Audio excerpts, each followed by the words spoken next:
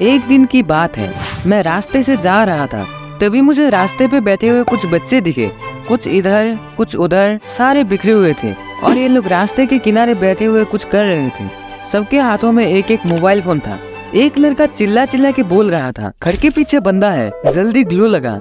मैं सोच रहा था कि ये लोग पागल वागल तो नहीं हो गए, पर जब मैंने उनसे पूछा तो एक लड़का बोला, हम तो फ्री फायर खेल रहे हैं। तो मैंने उनको बोला कि तुम लोग ये रास्ते पे क्यों खेल रहे हो, घर पे जाके खेलो ना, अगर कोई कार वार आ गई तो एक्सीडेंट भी हो सकता है। और तब उन लड़कों ने जो बोला वो सुन के मैं भी इमोशनल हो गया। उन लोगों ने क्या बोला ये मैं आपको आगे बताता हूँ। सभी गेमर्स के मन में कभी ना कभी ये सवाल आता ही आता है, ये जो हम घंटों मोबाइल में गेम्स खेल रहे हैं, ये हम लोग गलत तो नहीं कर रहे। तो आज मैं आप लोगों को गेमिंग के कुछ छुपे हुए राज के बारे में बताने वाला हूँ। जब भी गेमिंग की बात आती है तो सबसे पहले हमारे दिमाग में दो गेम आते हैं, क्या लूडो और कैरम? अरे नहीं यार, पबजी और फ्री फायर। इन दोनों के ही प्ले स्टोर पर 1 बिलियन से भी ज्यादा डाउनलोड है। दुनिया में टोटल 7 लाख से भी ज्यादा मोबाइल गेम्स है, पर ये दोनों गेम सबके मोबाइल पे राज कर रहे हैं। आखिर क्यों? अब उन लड़कों पे वापस आते हैं। जब मैंने उनसे बोला घर जाके खेलो, तो उन्होंने बोला कि घर पे तो उनके पेरेंट्स अलाउ ही नहीं करते। उनके पेरेंट्स के मुताबिक गेम खेलना एक बहुत बुरी आदत है और इसीलिए उन लड़कों को छुप छुप के खेलना पड़ रहा है। पर आखिर क्यों इंडियन पेरेंट्स बच्चों को फ्री फायर और BGMI जैसे गेम्स खेलने को अलाउ नहीं करते? इससे पहले हमें ये जानना होगा कि गेम्स खेलने से होता क्या है। मोबाइल गेम्स खेलने के कुछ बहुत ही अच्छे बेनिफिट्स भी हैं, जिनके बारे में आप आपके पेरेंट्स को बताओगे तो वो खुद बोलेंगे, जाके रैंक पुश कर, ग्रैंड मास्टर चले जा, जी ले अपनी जिंदगी। Positive aspects of mobile gaming. Gaurav भैया का ये क्लिप देखो।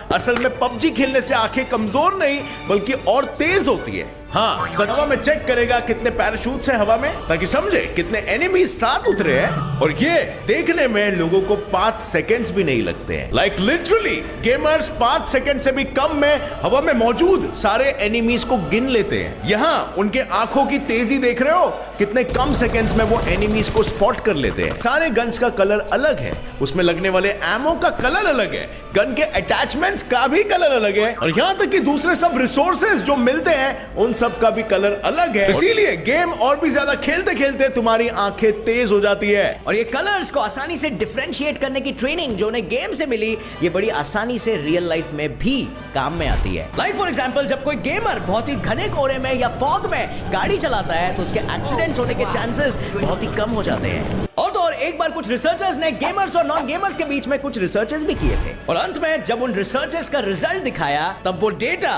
देखकर पूरी दुनिया हक्का बक्का बहुत चक्का रह गई। क्योंकि जब उन्होंने एक बुक से किसी एक गेमर या नॉन गेमर को एक वर्ड ढूंढ के निकालने के लिए कहा, तब गेमर्स ने वो वर्ड फटाफट ढूंढ लिया, जबकि नॉन गेमर्स ढूंढते ही रह गए।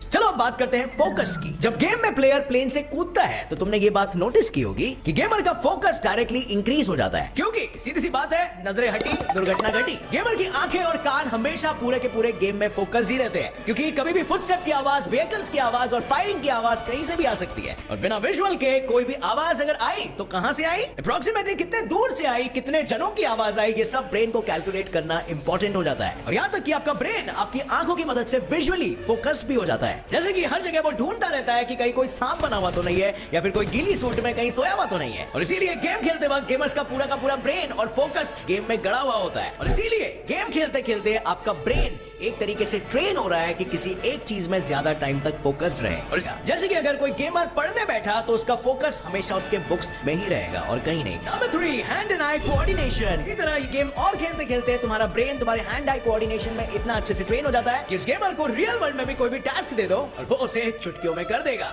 एग्जाम्पल, अमेरिकन साइकोलॉजिस्ट और वैज्ञानिकों के अनुसार पबजी खेलने से दिमाग में ग्रे मैटर बढ़ता है। सिंपल भाषा में गेमर के ब्रेन सेल्स बढ़ते हैं, जिसकी वजह से उनकी बॉडी पे उनका कंट्रोल और भी अच्छा होता है। तो सुना, गेम खेलने के कुछ बहुत ही अच्छे फायदे भी हैं। तो पेरेंट्स वाला गेम खेलने से मना क्यों करते हैं? यही पे आता है negative aspects of gaming. Number 1, addiction. ज्यादा समय के लिए मोबाइल गेम्स खेलने से हमारे ब्रेन और फिजिकल हेल्थ पे बहुत बुरा असर पड़ता है। डॉक्टर्स के मुताबिक हमें सिर्फ 7 से 8 घंटे गेम खेलना चाहिए, एक दिन में नहीं, एक वीक में, मतलब एक दिन में लगभग 1 घंटा। Number 2, wasting money.